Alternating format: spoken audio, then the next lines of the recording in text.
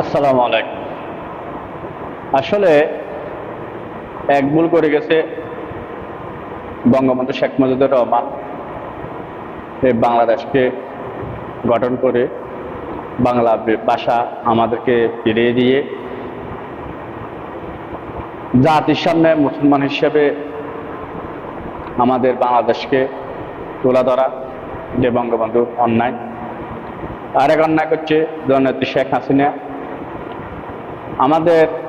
আমরা আগে কেরাসিন তেল দিয়ে হাইকল জ্বালাইতাম, সেখান থেকে আমাদেরকে বিদ্যুৎ সারা ঘরে ঘরে বিদ্যুৎ দিছে, আলো দিছে। তার এক অপরাধ।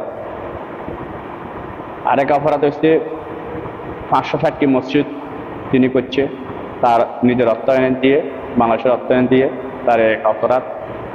আরেক অপরাধ হচ্ছে তার মেট্রো রেল, পারমাণবিক বিদ্যুৎ কেন্দ্র, এগুলা। এই কারণে জননেত্রী শেখ হাসিনা স্যার কেন বলছি এই কথা আপনাদেরকে, তারাই আজকে বলছে 560টি মসজিদ কেন করছে বাংলাদেশের অর্থনীতি, কর্ণফুলী টানা কেন করছে, এটা বাংলাদেশের অর্থনীতি লস। এই হচ্ছে তার মূল ঘটনা। যদি এগুলো না করতো, আজ জননেত্রী শেখ হাসিনা দীর্ঘদিন ক্ষমতা থাকতে পারতো। এটা আপনারা বাংলাদেশের মানুষ তাদের ভাষা কিভাবে ইউজ করে সেটা আপনারা অবশ্যই দেখবেন। আসসালামু আলাইকুম।